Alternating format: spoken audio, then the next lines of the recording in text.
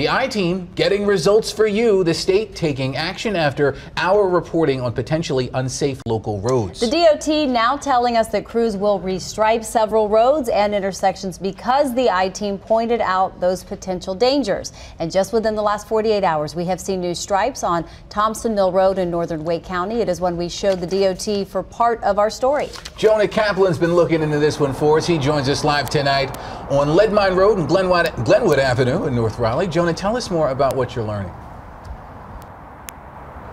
Well, Joel, Amber, I mean, think of it right now because, okay, it's getting a little darker, but we still have some sunlight. So take a look over here. This is Lead Mine just north of Glenwood. And even here in the light, you can barely see some of the white lines on the road. Now imagine if it's dark out, you're driving at night, you're really not going to be able to find it. Think about this. There are more than 5,000 miles of road just here in Wake County. That's the distance between here, Los Angeles, and back. Without us, without you helping, the NCDOT does not know always where the maintenance is needed.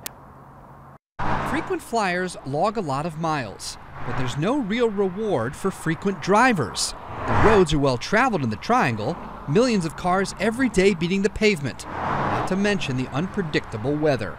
A lot busier, more congested, and slower than they used to be. Drivers like Steve Potak alerting us to striping issues like the one on TW Alexander and Miami Boulevard in RTP. The road, recently widened to accommodate a new development, had a clear stripe to mark one lane, but none to mark the other two.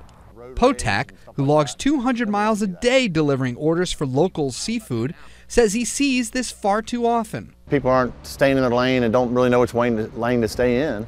That makes it hard. I mean, luckily don't see a whole lot of wrecks, but yeah, there's some definitely near misses. After an I-Team report in September, the DOT fixed TW Alexander, but we knew there had to be more issues out there.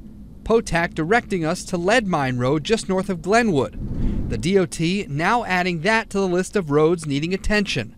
Thanks to your calls, tweets, and posts, the I-Team alerting crews to several others.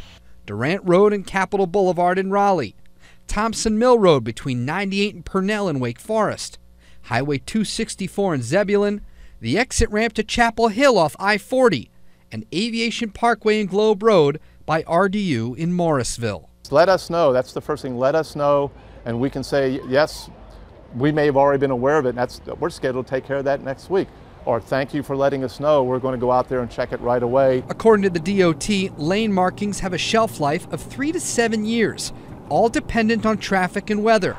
Officials insist fading or disappearing stripes do not reflect funding issues.